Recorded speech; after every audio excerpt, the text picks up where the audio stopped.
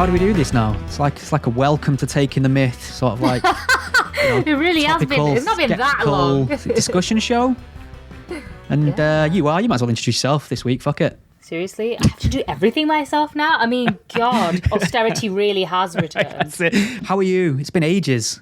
It has, hasn't it? Last time we did this, the sun was out, and it was like 20 odd degrees. I think I was roasting in my attic. You know what though, and I've been thinking about this a lot, and it's sort of been keeping me awake a little bit. And with us skipping Taking the Myth a few times, the Queen died. Do you think there's a link? What, do you think she died of heartbreak? Can you imagine? She didn't get her September dose of Taking the Myth, and she thought they're taking the piss now. Yeah. One can't go on. It was the straw that broke the camel's back, wasn't it? No new TTM for the Queen. But I mean, I suppose with us both being Brits, I think both of us are from working class backgrounds. You know, it's the regional accent that gives it away every time, isn't it? It'd be interesting to get our opinions out on monarchy and how we feel about it all. I mean, I think... Especially with our American listeners, I know the monarchy fascinates them. Yeah. I mean, I think I've spoke about it on the podcast before. I'm what's known as a Republican. I think monarchy is undemocratic. I think it's all about hereditary wealth, power and privilege. It's all the stuff, nepotism. It's all the things that the working class left wing used to care about. And I often see the working class are the people that seem to love the monarchy the most, which has always confused me. But I've had a bit of a journey about it over the years. Like if somebody had told me, 5 or 6 years ago, sign this and the monarchy will be abolished, I would have signed it.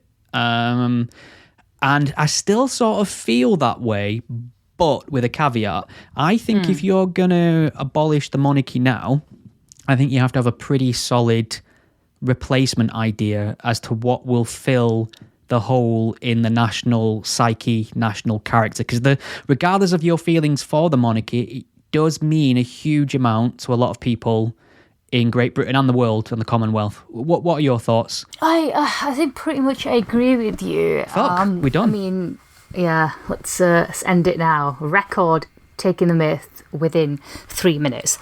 I mean, I am, like, in theory, I am a Republican. And I don't like the idea of, inherited titles and wealth, unless I can inherit some wealth. Yeah. That's okay. But I did like our Queen. I thought she really was quite unique in many ways. I don't think anyone else could have done that role the way she did. I mean, she was pretty much, I'd say the most famous person on the planet. She met so many world leaders. She'd seen it all, really. And, she played her part in the Second World War as well. She got stuck right in. Trained as a mechanic. Strangled a few Nazis, didn't she? She did, yeah. Yeah, she single-handedly, beat them all up. Like our version of history. They're directed by Quentin Tarantino. Kill Hitler. And she did it. The thing is, nobody ever really knew what the Queen thought about certain topics because, that was her role. She was not there to give her opinion. Unlike fucking Charlie Boy. Unlike Charles, I mean, there have been so many stories of him interfering. We know what he thinks about so many issues, and I guess that's the problem, right, with Charles. We know where he stands on so many issues, whereas with the Queen we didn't, and that's why she was able to do her role, I guess, properly, and she was respected for it. Whereas with Charles, it's just, I guess, maybe he'll rein that in now that he's king, but you never know. And I guess maybe times have changed now. I don't know, like William and Kate are always talking about mental health, or they're talking about the climate change crisis. And I guess is that a sign that we do want our leaders, or specifically the royals, to be coming out with their opinions more, or are we very much in the camp that, okay, no, you have a specific role to play, like the Queen, we don't want to hear what your beliefs are? But coming back to the Queen anyway, I I must admit, I was very, very sad when they announced her death. I really, I did get a bit emotional. And it was the end of an era, wasn't it? It was the end of an era. Yeah, I mean, this is someone who, she was queen when my grandfather came to this country, so, that's how long she's been around, It's just incredible that most of us haven't really known what it's like to be ruled by a king. I've been watching, I think I was watching some of the Paralympic rugby the other day, and I think when they were singing the national anthem, a few of them sang God Save the Queen, but just out of habit, and you could see the realisation in the face what they'd done, and I just think, it's funny, isn't it? It is, yeah. She's just everywhere. She's on our currency, she's on our stamps, we're gonna have some old white dude's face on our notes. Yeah, there's a good book by Christopher Hitchens on the monarchy. He hated Prince Charles. I think it's the monarchy, a critique of Britain's favourite fetish, and he would detailed a lot of Prince Charles's interference in political affairs. I think he's somewhat of an Islamophile as well, Charlie boy.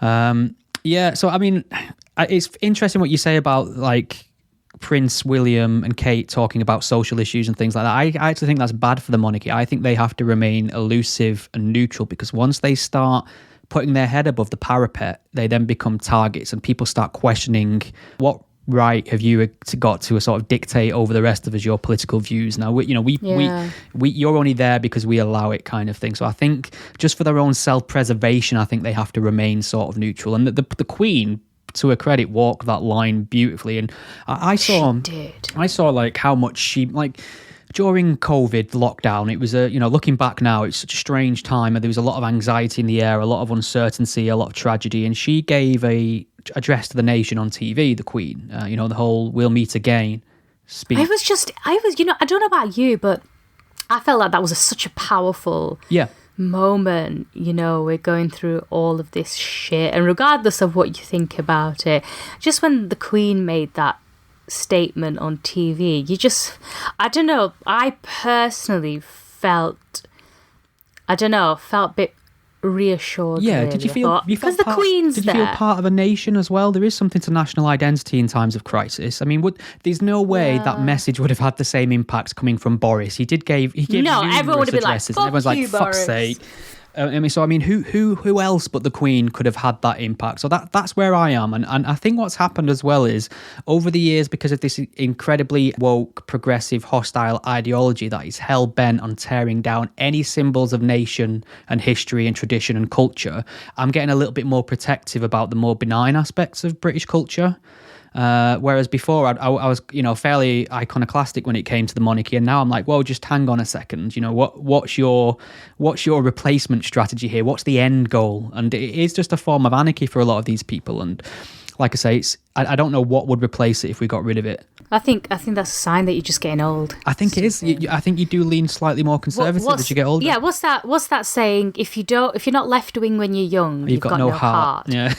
And if you're not right wing when you're older, you've got no brain. Yeah, I think there is some truth to that in a way. But I also think there is sort of a youthful petulance about, having an iconoclastic view about everything. I think the issue with getting rid of the monarchy is it's just because we live in a constitutional monarchy, and if you get rid of the monarchy, how do you replace it properly? Because you'd have to change so much, and maybe just stamp some coins in it. Yeah, I guess we'd have to change the national anthem to Agadoo. I don't know. That's my suggestion.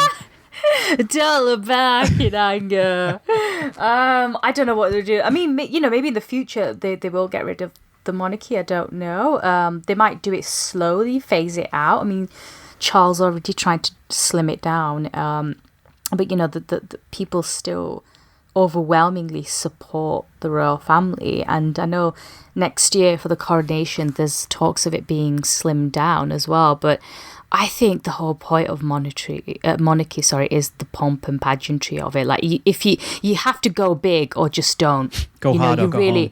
Yeah, exactly. I mean, that's the whole point of having monarchy, they're there to put on a show during times like this. I mean, look at the funeral. That was just an incredible spectacle, and people came from all over the world to take part in that. And we're not going to see that again for a long, long time.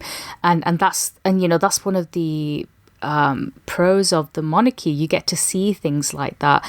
So I just think, even if I'm sort of like half-heartedly, I'm not like overwhelmingly pro-monarchy or against, but I just think if you're going to do something, you have to do it properly. You have to go all out, especially when it comes to the coronation or a funeral. That's the whole point of it. That's what people want to see as well at the end of the day. And these are traditions that date back, thousands of years.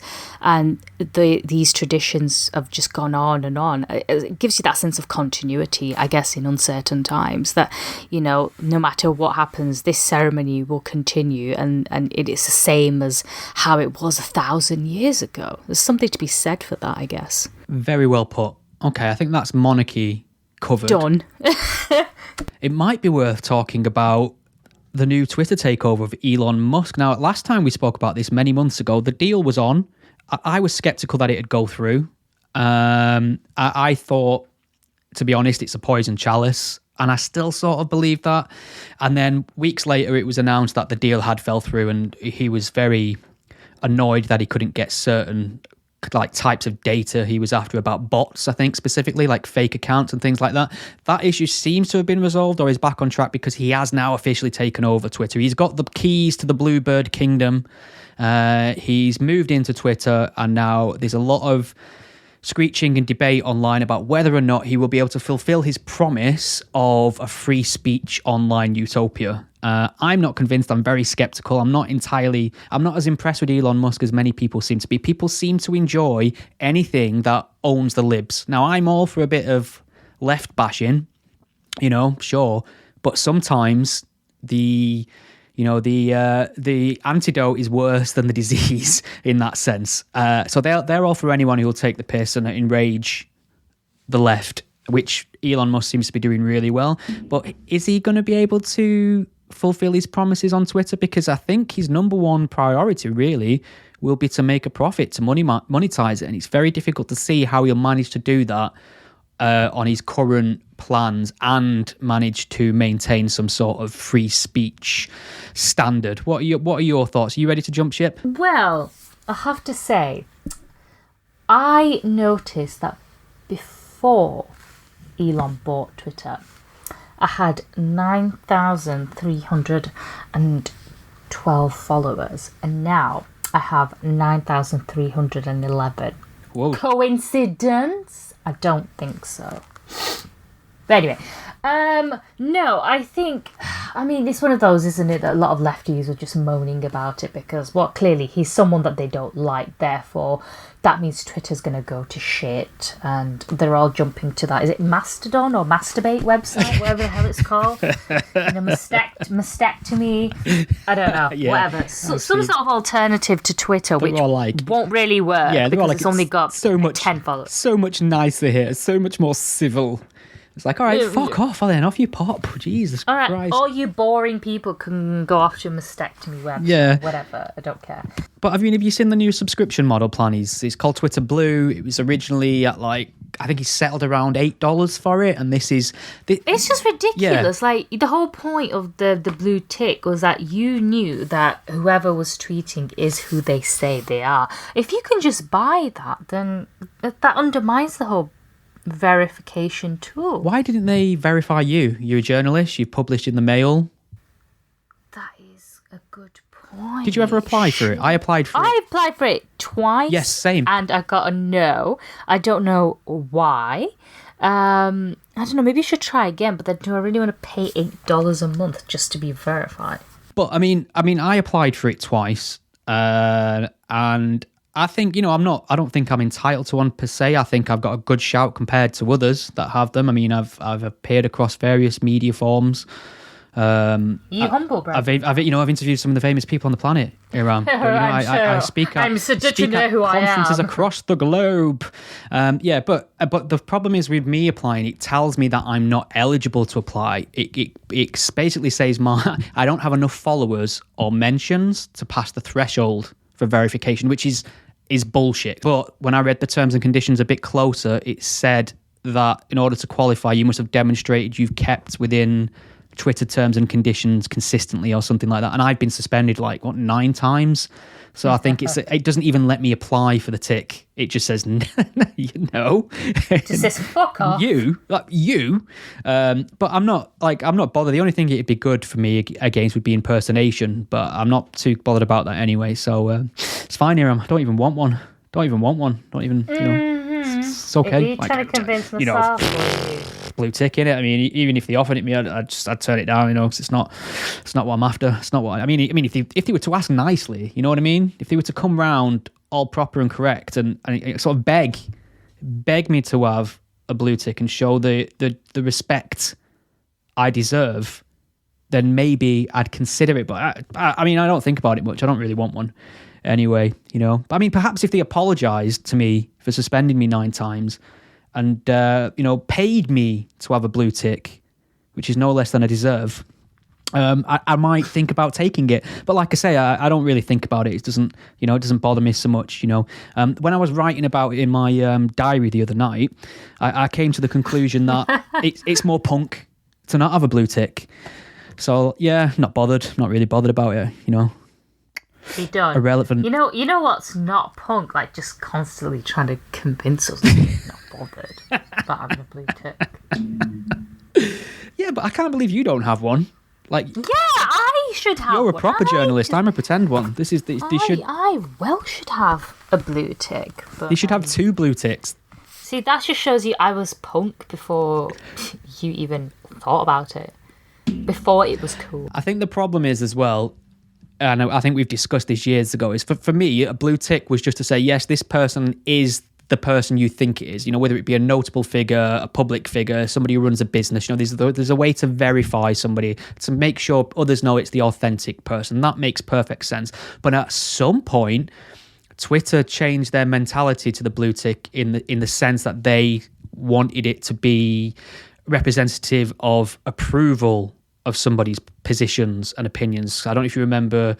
Oh, yeah. I think Tommy Robinson lost his blue tick, yet he was still Tommy Robinson. He was still ex-leader of the EDL. He was still one of the most influential. Yeah, but you ain't got a blue tick. Yeah. You ain't got a blue tick, so it was taken off him as a sort of punishment. Your opinions are not worthy of our blue tick, which makes no sense. It's either Tommy Robinson or it's not.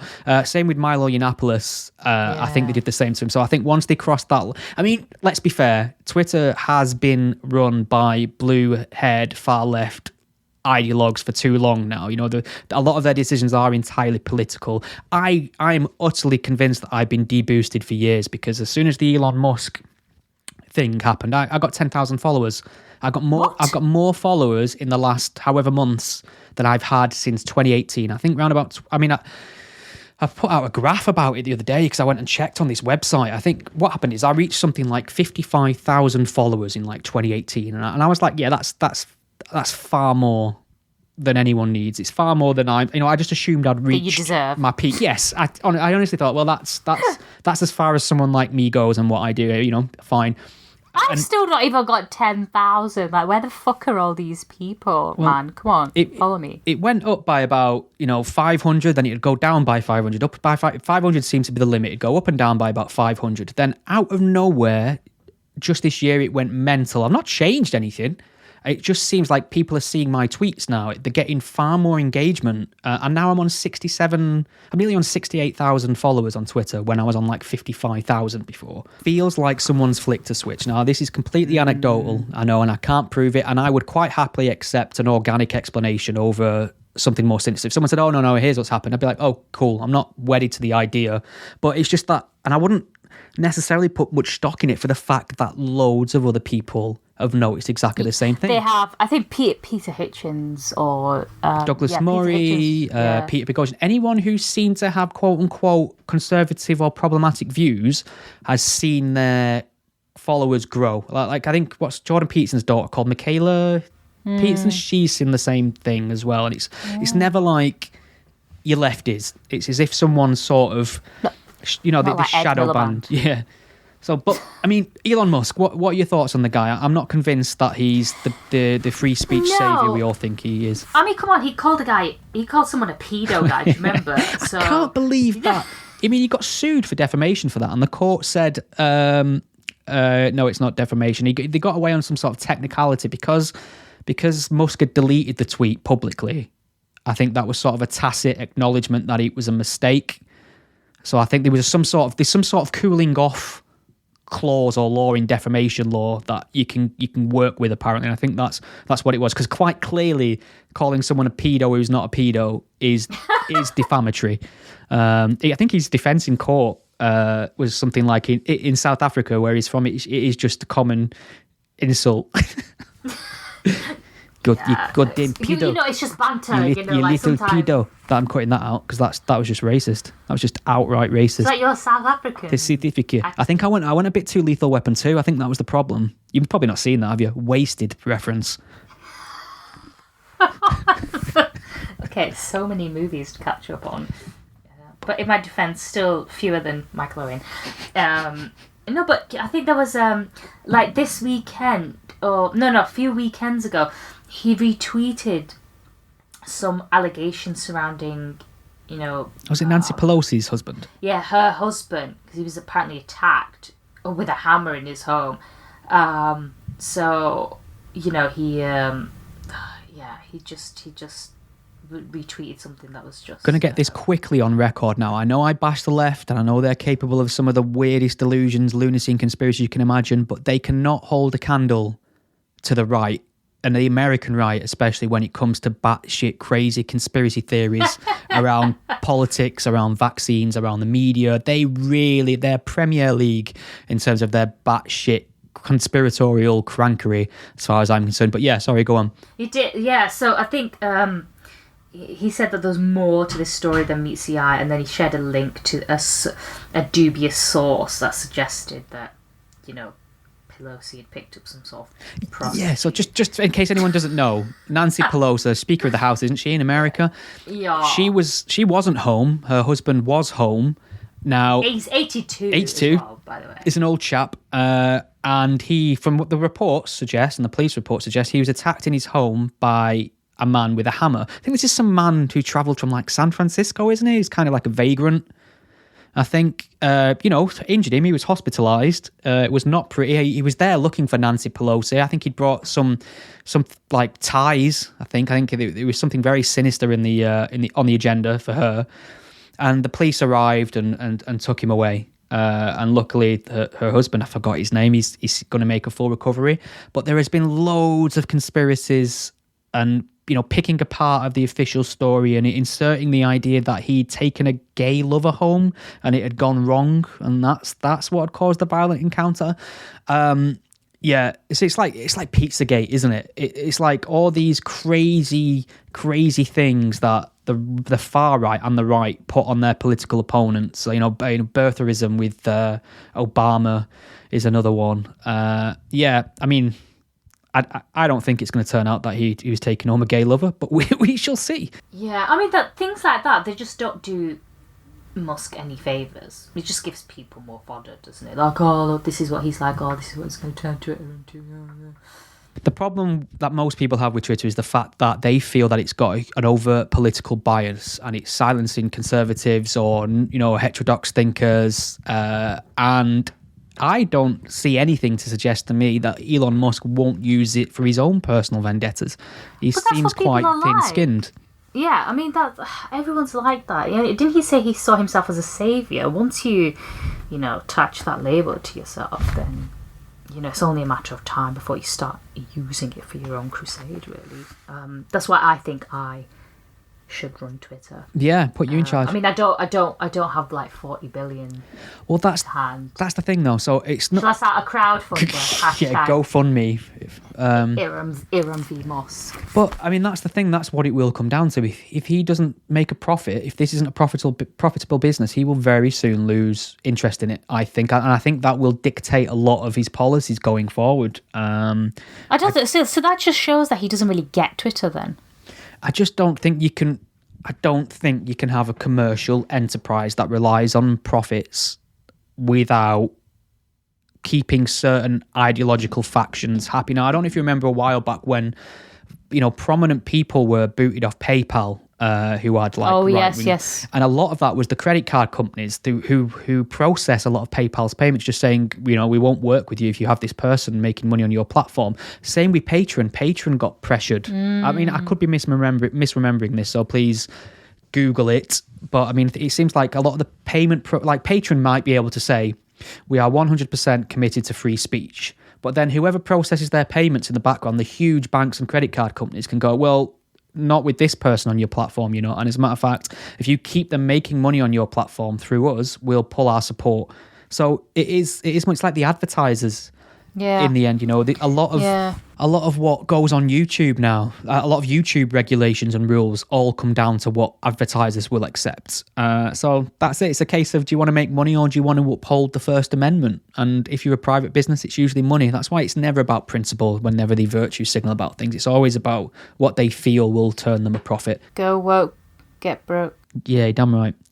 I'm just desperate to say the N-word on Twitter, really. Iram, that's what it's all about, apparently. That's what I keep getting told. That's all I want to do with my time, just run around shouting the N-word.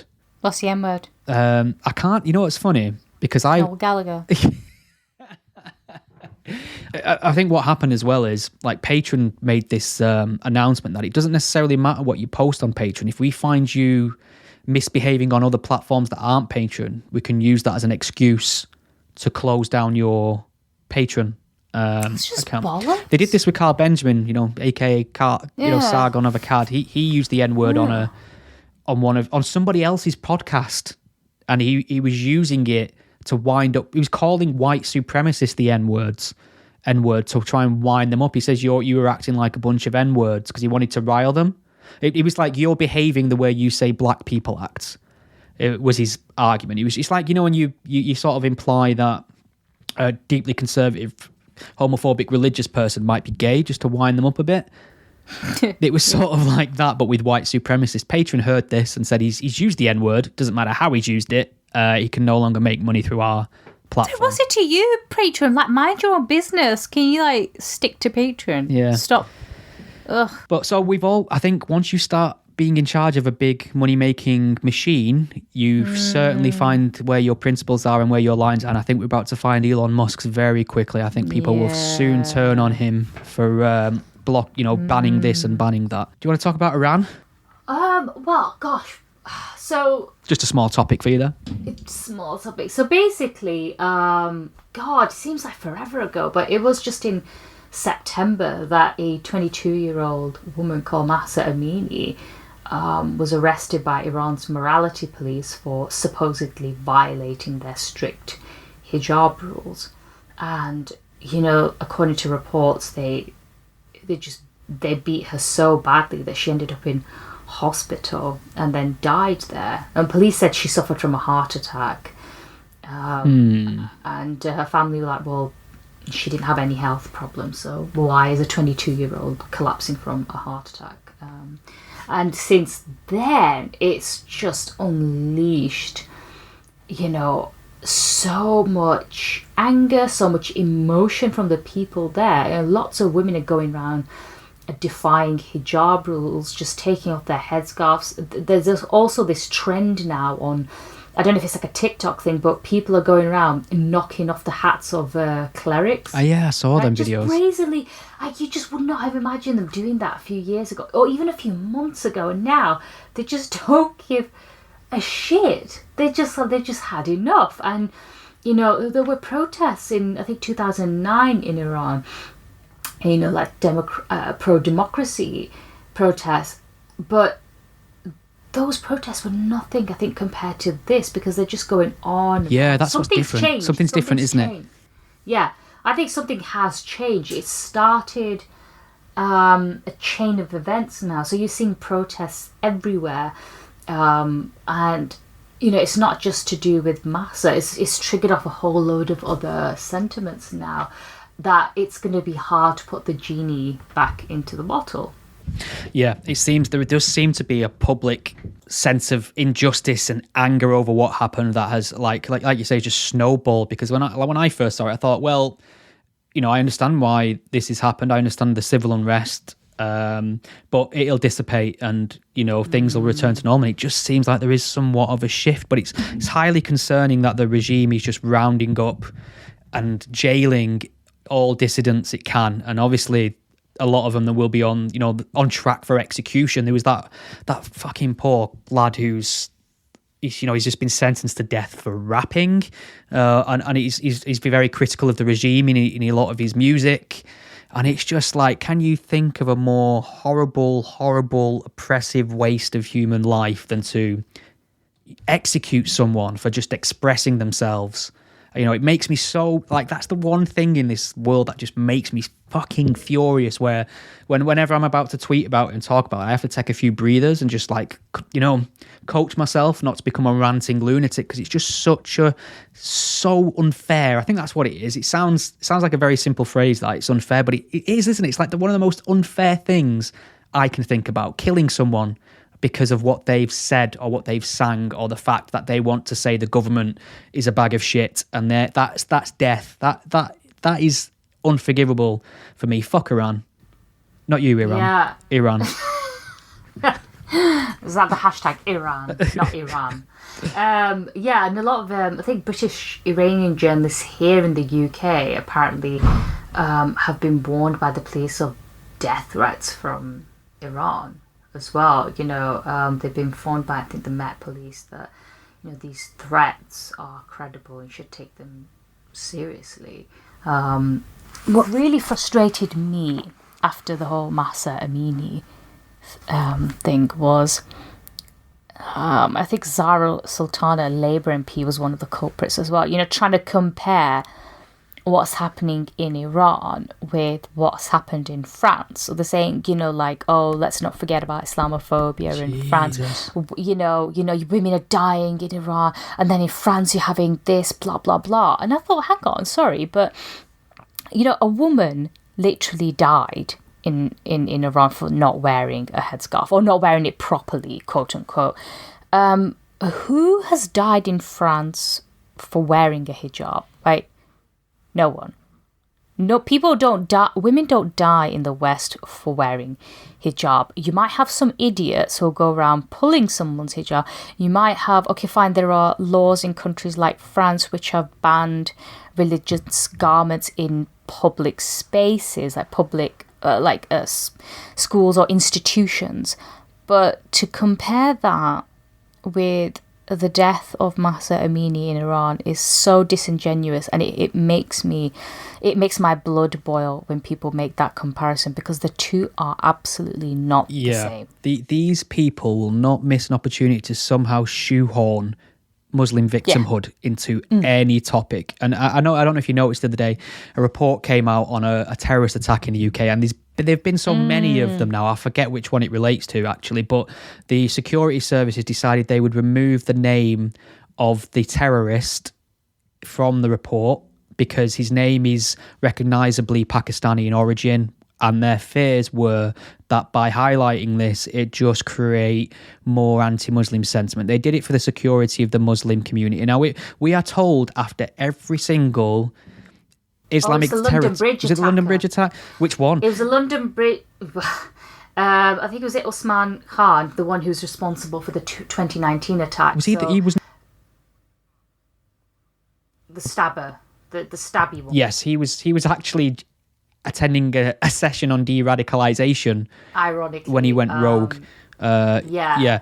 So, we hear this time and time again. Every time there's an Islamic terror attack on British soil, which, is far too often, we're told, be careful, there's going to be a backlash here. We have to look after the Muslims. And, luckily, and this is a very good thing as far as I'm concerned, British society does not see the Muslim population in general as fair game. It's not open season on Muslims because of Islamic terror attacks at all. I mean, when is this backlash coming? Is it after, 7/7 on the London Tube? Is it London Bridge? Is it the 22 mostly young girls dead at a pop concert? When are we biding our time as anti-Muslim violent thugs? Are we just, when's too much for us all? It's not going to happen because we don't do that. That's not what this society does. We don't. But I think just to point out though that in the wake of terrorist attack, you do get a small spike in incidents against Muslims, but nothing comparable. Nothing comparable. Absolutely not. You do unfortunately get some idiots who'll go out and start like graffitiing a mosque or deciding to, pull some woman's headscarf off because that has. You also get a rise in hate crime hoaxes as well, which is like the follow up. You hear about a lot of hijab pulling, and then it turns out to be fake, and the people following up with that story aren't quite as vocal for some reason. But yeah, for me, there is no justification for animosity, harassment, prejudice, discrimination against random Muslims because of a terror attack. It makes no sense to me. So I'm I'm on the side of that Muslim just going about their day. Like if I was to witness anything like that, I would intervene because it makes no sense. It's stupid. It's thuggish. It's ignorant. But I just hate the fact that like this, they'll still be scraping dead teenager off the walls of Manchester Arena, and some mouthpiece will be on the news saying how this is going to be really bad for Muslims. Any excuse to not address the elephant in the room, which is fundamentalist Islamic ideology, seems to be a bad deal for non-Muslims and Muslims alike, unfortunately. Yeah, I mean, this is sort of slightly going off on a tangent, but not that long ago, I think it was maybe. Yeah, not that long, but maybe like at the end of last month. There's an immigration processing centre in Dover. Oh, yeah. And a man threw firebombs at it, and, obviously he's dead now. Found dead at a nearby petrol station. Probably no loss to... Andrew Leake, 66 years old, from High Wycombe, according to the BBC. High Wycombe, what a dump. No offence if you live in High Wycombe. So how far is it from High Wycombe to Dover? He's drove a bit, hasn't he? Pretty far. He's gone a fair way. Let's have a look. Just bomb a bloody centre. So it's 118 miles. That's 2 hours and 4 minutes in the car. Now, to our American listeners, that's just popping out. In England, that's a fucking... You pack sandwiches, change of clothes. That's a trek. That's a Lord of the Rings-esque journey in England because everything's like usually about 20 minutes away. So yeah, 2 hours and 4 minutes. I mean, and that's now at like 7 p.m. I don't know when he went, but yeah, that was... a deeply concerning act, a very troubled individual by the sounds of it. Yeah, so you had a lot of people saying, he's motivated by a far-right ideology, whatever. He's motivated by an ideology. So we've said this. We've established he's motivated by an ideology. I think Suella Braverman, the Home Secretary, stopped short of calling it a terrorist attack. But, I think the consensus is that, it's a far-right attack, right? Yeah. And then... here comes the Muslim Council of Britain's Miqdad Versi, who decides to write in The Guardian. And the headline is, Britain had a far-right terrorist attack a week ago. Why the failure to call it by its true name? The perpetrator of the firebomb... I don't know why I said it like that. Perpetrator. You're going to get stuck on that now. Every time you get to that word. Like... person in Dover openly expressed hatred of Muslims, yet the reaction has been remarkably muted. Has it? No. Most national newspapers didn't give the attack front page prominence the next day. Okay, I think the Mail and one or two other papers did have it on the front page. And I don't know if it's because... I don't know. Was anybody killed in the attack? Apart from him? It was, apart from the perpetrator. People keep calling it an attack, which it was, but it was pretty much an attempted attack, wasn't it? So, I mean, I'm just looking like the Daily Express had it front page, the Daily Mail did, from what I can see, the Times did. This is just ones I can find on Google, but I think, it's worth pointing out here that the terror police have confirmed it is driven by hate, so it probably will go down as an attempted terrorist attack, which is, fine for me. This is I think we were just saying this off air before we started that, like, whenever basically two people apparently suffered minor injuries. Right. Thankfully, it wasn't anything more. Maybe that's why. Maybe that's why there wasn't anything a bigger reaction to it. Yeah, it could have been bigger, but and then also. In a statement, they said, blah, blah, blah. This all suggests there's an extreme right-wing motivation behind the attack. So, we've already said that right-wing motivation. Nobody died apart from the idiot himself. But, let's not stop the Guardian running a piece saying, no one's really talking about this. There's no prominence given to it. Blah, blah, blah. I mean, it hasn't, according to the BBC, it hasn't been declared a terrorist incident, but it's being reviewed. Now, did he kill himself? I don't think he died in the process of the attack. I think he was found dead a bit later, which suggests to me suicide. I don't know. I mean, I think the problem with these things is, like, they're very rare, luckily, but when they happen, the entire nation is united in unequivocal condemnation. We're like, yeah, that's bad. Can't do that. That's a bad thing to do. When was the last time there was a right-wing terror attack in this country? Joe Cox. I think who was the guy? Guardian decided to go to America about some shooting. I thought, can we stick to this country first of all?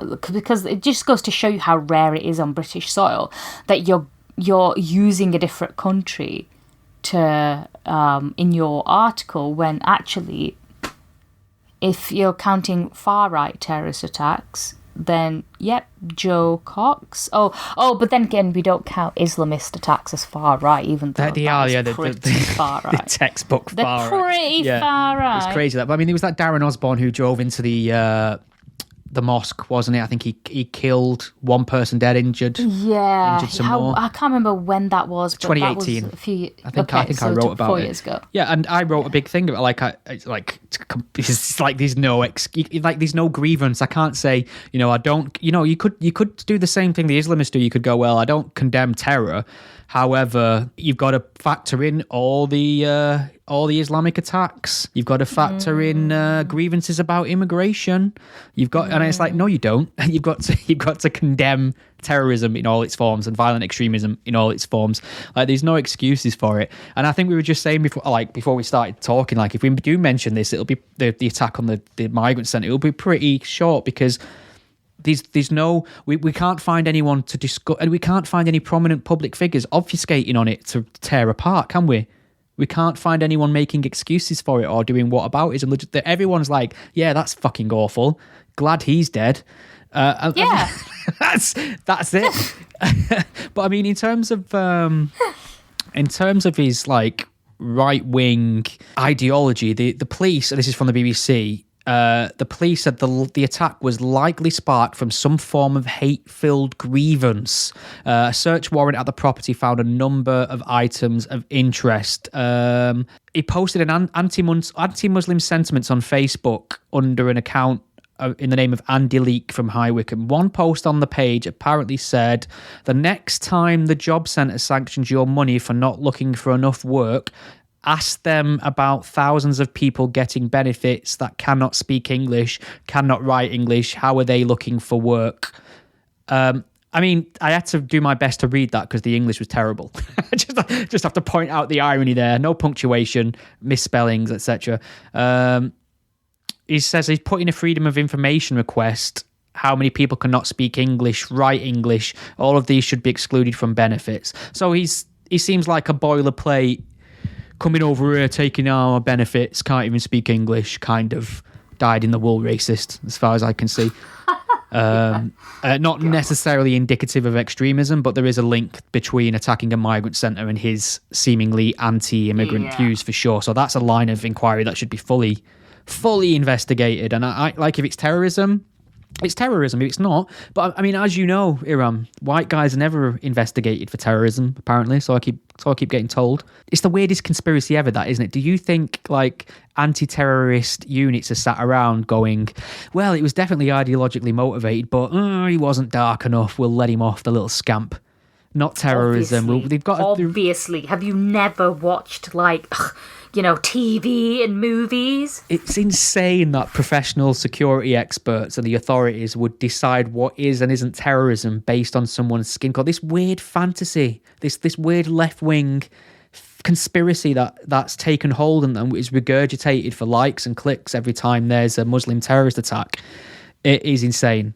I don't get it. But they're the same people who are like, they like to go on about the victimhood of Muslims, but then simultaneously like, fastest growing religion on the planet. Okay, you're either being ethnically cleansed or you're not. I mean, jeez. It's not to say there's no bigotry against Muslims. I mean, there obviously is, but make your mind up. Make your mind up. And why is it whenever there is a terrorist attack or any kind of attack by a white person, immediately people have to be like, it's not a terrorist attack though, is it? Because it's not done by a brown guy. And then it is labelled a terrorist attack a few days later, and they're like, they forget about it. Yeah, I love how they don't bother correcting themselves. I love how excited they get sometimes. Like, you'll watch, I'll watch like potential terrorist attacks unfold, and I'll be like, just wait on the facts. There's like a bingo sheet you can call out. But sometimes they get really excited when they find out that, sometimes falsely, that the perpetrator is white. I remember some guy who did an attempted terror attack once, and they pinned him down, and all you could see was like the back of his leg in the photo, like his jeans had rolled up, but I don't know if it was the light, or I don't know if it was the camera, or I don't know if he just had a very pale leg, but he appeared in that one photo to be a man who was white. He appeared Caucasian just by that one piece of information. So many people got so excited about it, were running with it, making the usual declarations, and then when the full photo came out, he was clearly a non-white guy, and everyone suddenly forgot about it and just stopped talking about it and moved on. And they're the real racists, as far as I'm concerned. They're deciding what is and what isn't legitimately worth critiquing as terrorism based on the colour of someone's skin. I don't factor that in. Could give the Stop Oil protesters a good kick in. Oh God, fucking Where did Stop Oil come from? Have they rebranded? What were they before? Like, what was the prominent one? I can't remember. It was that Extinction. Well, that was it. Yeah. Is that what they renamed? Are they dissolved? Are they having some time off? It seems like it's all Stop Oil now. I don't know. I am being a little bit glib. I mean, I believe in man-made climate change. I do think we should do our bit. I'm not entirely convinced there is anything we can do to stop what's coming. But I do regardless, I don't eat meat. It's one of the reasons I don't eat meat. I think it's, damaging to the environment. So I'm on their team already. I'm an ally. However, they fuck people like me off with their tactics and actions, which is it's not basically civil unrest in the sense of protesting and annoying people. It's creating disruption. It's stopping people getting to work. It's attacking works of art. I think there was some report that didn't some woman die in an ambulance who couldn't get to the hospital because they were blocking the road. It's like, I don't even know what they think. I don't even know what they think they can achieve. What is the end goal? Because our government, as far as I can see, is one of the greenest, in terms of commitments, can possibly be in terms of clean fuel, carbon emissions. They're literally asking us to stop using gas and oil, which is a lovely idea.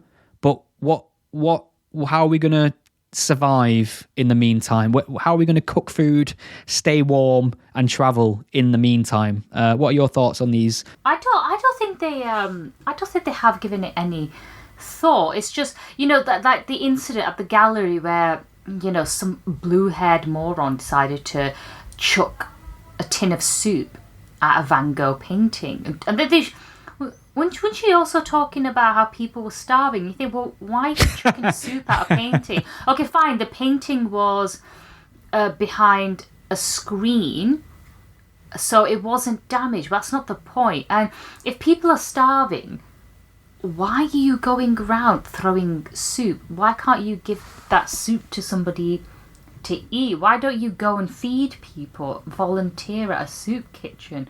But no, you stood there in a gallery with your nasty hair, and you probably need a wash. But you very deodorant, plummy middle class accent. Chucking soup around like it's going out of fashion.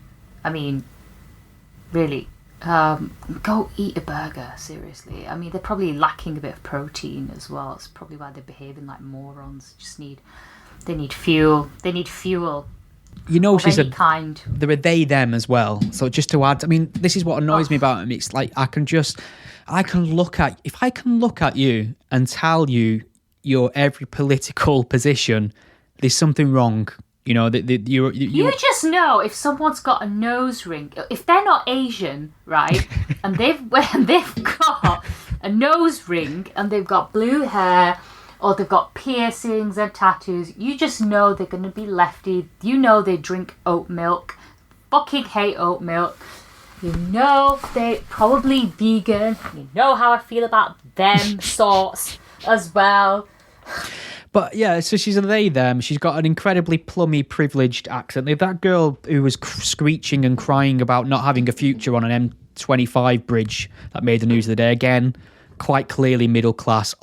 She's, crying, and she genuinely believes it. There's a little bit of me that's our sympathy for these people, these young people, because they've been sold a doomsday prophecy on all of this, but she's basically one of the most privileged women in the history of history, basically. The most possible potential opportunities ahead of her, middle class accent, and she's crying that she's got no future because of oil. I mean, get real. Your future's fine because fucking daddy will pay for it. You know what? To tell daddy to buy you a ticket and go on a fucking gap year somewhere. A gap year. Go on a gap year. Go to, like, I don't know, fucking Africa and help build a well for people. That'll probably be more useful than you sticking yourself to the road or chucking soup at a painting. Just fucking do something useful with your life. I mean, I suppose it's given them publicity.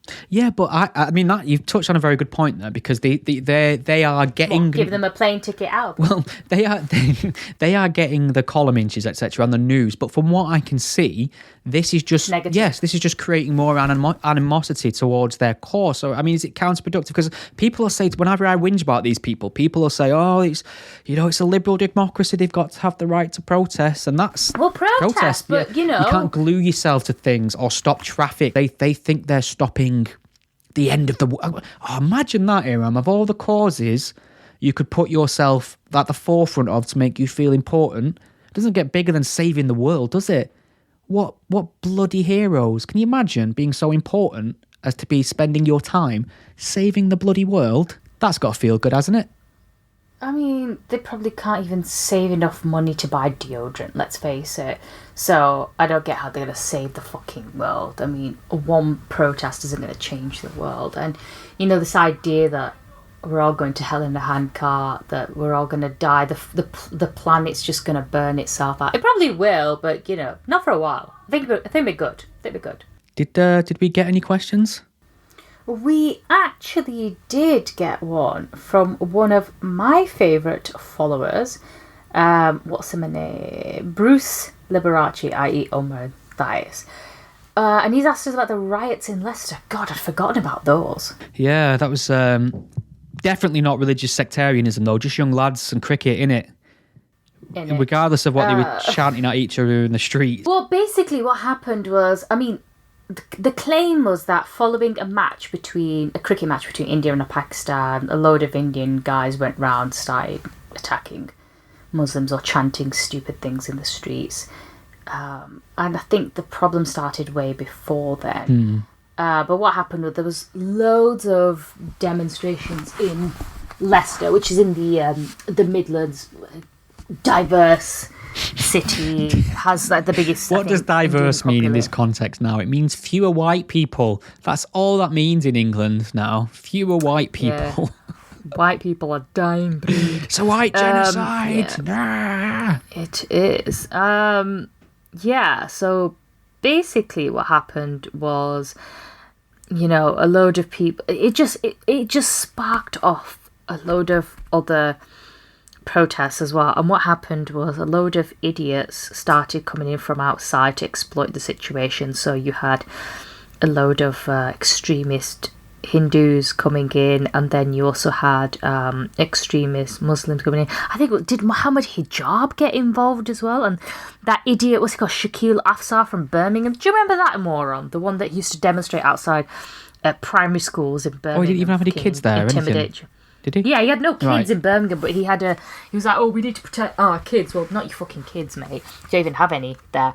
But he hated, like, the sex education lessons, so he had to go around screaming and shouting outside schools, scaring kids in the name of protecting kids. So he got involved as well. Basically, morons everywhere. Just morons everywhere. A surplus of morons. And then fucking Anjum Chowdhury gets involved as well.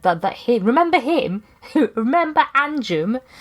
Yeah, so I think, so that Shakil Afsar was in Birmingham. I think, did he go somewhere outside Birmingham, outside a temple?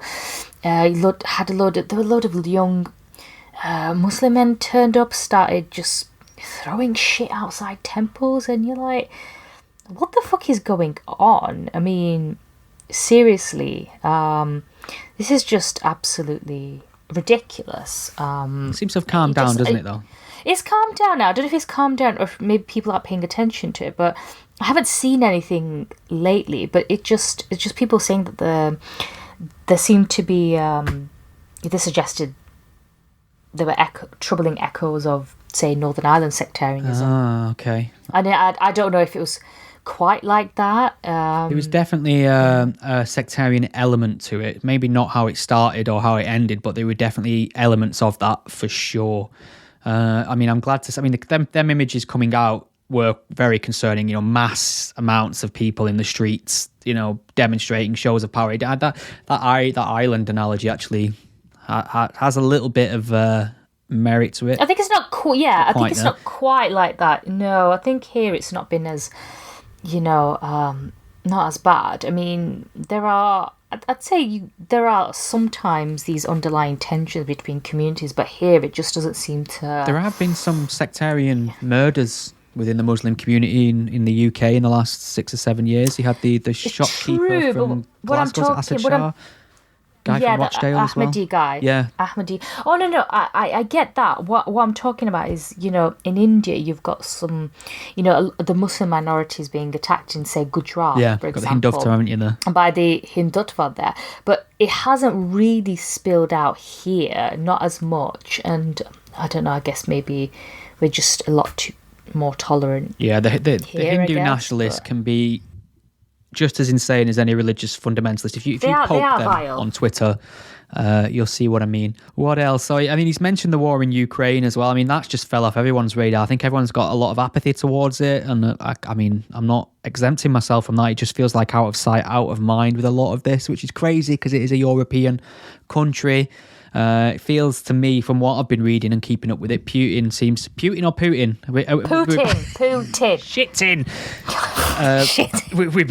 Seems like from what I can see, he's pulled out of a lot of places, and he's not quite. It's not going as well as he might have hoped. I'm hoping that Russia are just going to get incredibly fatigued by all of this and slowly, quietly withdraw with their tail in between the legs. That's my hope. That's my war hot take for the week. Inshallah. Inshallah. What's your thought? Inshallah. I have to keep an eye on it for work reasons. But I think it is going to drag on, and it will affect us. I mean, the whole energy crisis. You know, that's the problem. We're not going to freeze to death. Bastard tyrants with their fingers over the so inconsiderate. Yeah. You know. Is that it? Have we done it? Have we nailed it for 1 week? I think we have. I think we might have, you know. Anything else you want to add? Any like free association? Maybe some sort of freestyle rap? I'm not really a good rapper. You were so sincere then. It's like you really give that some thought. You was like, I did. Don't put yourself down. I'm sure you're great. I don't think I'm a good rapper. No, stop. It's bad. Okay. Didn't even start. Right, Iram. Oh, why you rap then if you're so good? I would rap, Iram, but I am sensitive to cultural appropriation, unlike some. Well, I'm brown, so I can get away with it. Is that you're playing the brown card this late in the day? See you again in what is it at this rate? April or something? Join us in April for our next Take in the Myth.